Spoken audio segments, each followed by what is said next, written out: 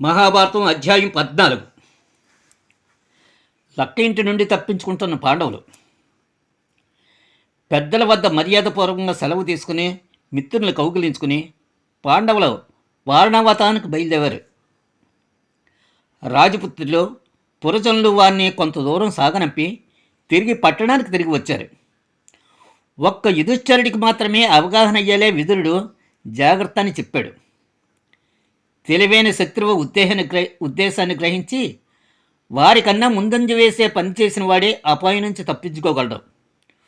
ఉక్కులోహంతో చేసిన ఆయుధం కంటే ప్రమాదాన్ని కలిగజేసే ఆయుధాలున్నాయి.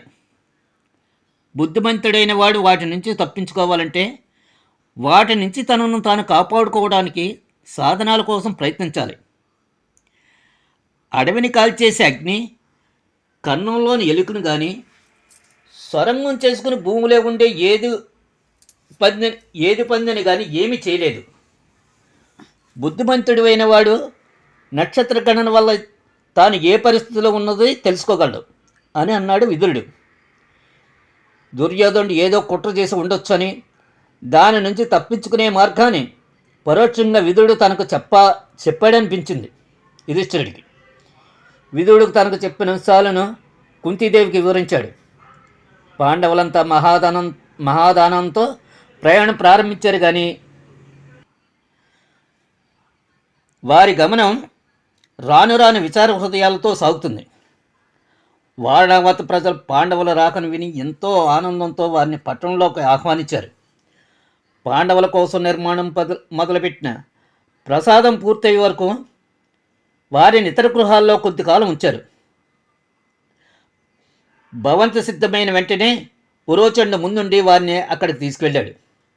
ఆ భవంతికి శివం అనే పేరు పెట్టారు.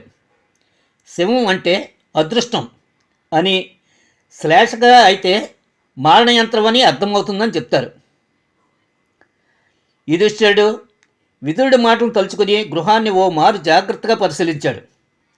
ఆ గృహం శీఘ్రంగా తగులుబడే వస్తు సముదాయంతో కట్టబడిందని అవగతం చేసుకున్నాడు.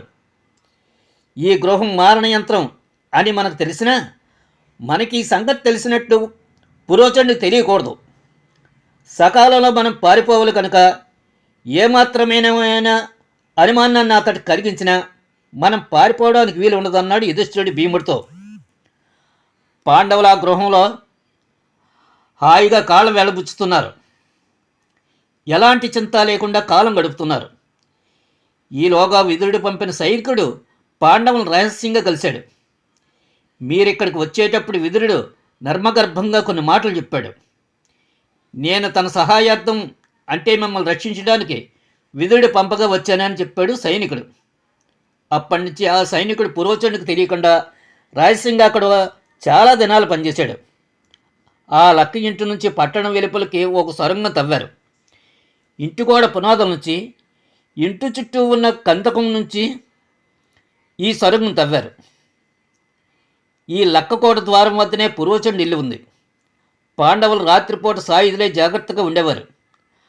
పగల అడవికి వేటకు వెళ్ళేవారు.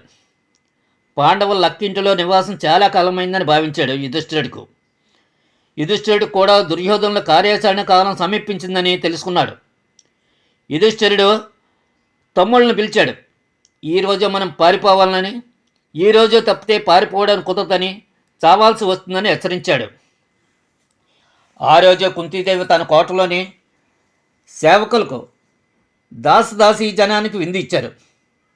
అర్ధరాత్రి సమయంలో ఆ లక్క భవనానికి అక్కడక్కడ భీముడు నిప్పంటించాడు. కుంతీదేవి పాండవులు నేల సొరంగంలో ప్రవేశించి ఆ చీకటిలోనే తడుముకుంటూ బయటపడ్డారు. కొద్ది సమయంలోనూ లక్క భవంతిని మంటలు చుట్టుముట్టాయి. ఆ భవన పరిసర ప్రాంత ప్రజలు తీవ్ర భయాందోళనతో చెందారు. కొంతమంది ఎలాగైనా ఆ మంటలను ఆర్పాలని ప్రయత్నించారు, కానీ వీలు కాలేదు. అయ్యో, ఇది ఖచ్చితంగా దుర్యోధనుడి పనే, ఏ పాపం ఎరిగిన పాండవులను చంపేస్తున్నాడు అంటూ అరుస్తున్నారు. లక్క భవంతి మొత్తం కాలు బూడిదయింది. పురోచండు గృహానికి కూడా మంటలు అంటుకున్నాయి. అతడు పారిపోవడానికి వీలు లేకపోయింది.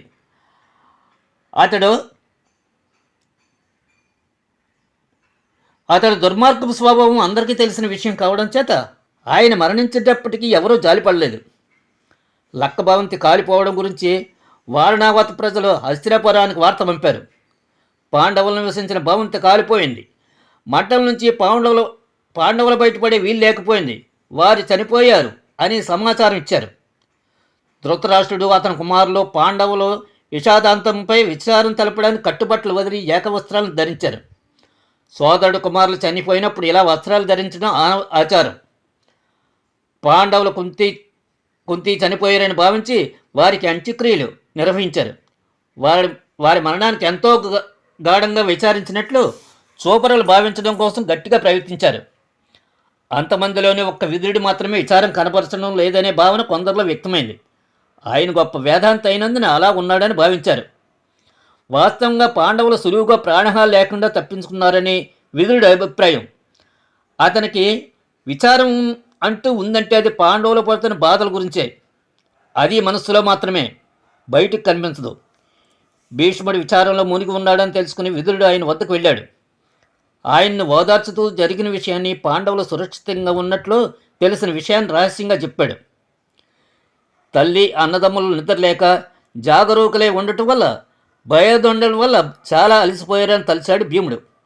తల్లిని భుజం పైన, నకుల సహదేవులు తన తొళ్ల మీద, తన 2 చేతులతో యుధిష్ఠిరుడు అర్జునుడిని నిలిపాడు. ఎలాంటి ఆయాసము చెందక అడవిలో ఓ ఏనుగు మాదిరిగా చెట్టును తొప్పలను తప్పిస్తూ మార్గాన్ని ఏర్పరుస్తూ తీసుకుని వెళ్తున్నాడు. వారి గంగానది ఒడ్డుకు చేరేసరికి ఓ పడవ ఉంది. ఆ పడవ నడిపేవారికి వీరి రహస్యం తెలుసు కనుక అక్కడ పడవతో సిద్ధమై ఉన్నాడు. ఆ చీకట్లోనే వారి గంగానదం దాటి ఒక గొప్ప అరణ్యంలో ప్రవేశించారు. రాత్రంతా చీకటి ముసుగులో ఇమిడిపోయి అడవి జంతువుల భయంకరమైన అరుపులు వింటూ నడిచారు. అందరూ పూర్తిగా అలసిపోయారు. దాహం భరించలేక శరీరం కష్టం వల్ల అపస్మారక లక్షణాలు కలిగాయి. దాంతో కూర్చుండిపోయారు. కుంతీదేవి అలసటతో నేల మీద పడుకుంది. అంతలోనే నిద్రలోకి జారుకుంది. ఆ చీకటిలో భీముడు తాగునీటి కోసం దట్టమైన అడవిలో వెతకటం ప్రారంభించాడు. ఓ నీటి మడుగు కనిపించింది. తన వస్త్రాన్ని తడిపి తామరాకులతో దొప్పలు తయారు చేసి వాటిలో నీటిని నింపి తీసుకొచ్చి తల్లికి అన్నదమ్ములకి అందజేశాడు. దాహం తీర్చుకుని అందరూ నిద్రలో జారుకున్నారు. భీముడు మాత్రమే మెలకుగా ఉండే దీర్ఘాలోచనలో మునిగిపోయాడు. అడవిలోని మొక్కలు తీగలు సైతం ఒకదానికొకటి సాయం చేసుకుని సుఖంగా జీవిస్తున్నాయి. దుర్మార్గుడైన ధృతరాష్ట్రుడు, దుర్యోధనుడు మమ్మల్ని ఎందుకింత కష్టపెడుతున్నారు అనుకున్నాడు భీముడు. పాండవులు చాలా కష్టపడుతూ అపాయాలను ఎదుర్కొంటూ నడుస్తున్నారు. నడక తొందరగా సాగడానికి కొంత దూరం పాటు తల్లిని ఎత్తుకుని మోయడం తప్పనిసరి అయింది. మార్గంలో వ్యాస మహర్షిని కలిశారు. వారంతా ఆయనకు సాష్టాంగ నమస్కారం చేశారు. ఆయన వ్యాఖ్యలతో ధైర్యం పొందారు. కుంతి తాము పడిన కష్టాలన్నీ వ్యాసుడికి చెప్పింది. ఎంతటి ధార్మికుడైనా సర్వకాలాల్లోనూ ధర్మ మార్గాన్ని అనుసరించి కలిగినంత ధైర్యం కలిగి ఉండడు. ప్రతివారు వారి వారి కర్మ ఫలితాన్ని అనుభవించవలసిందే.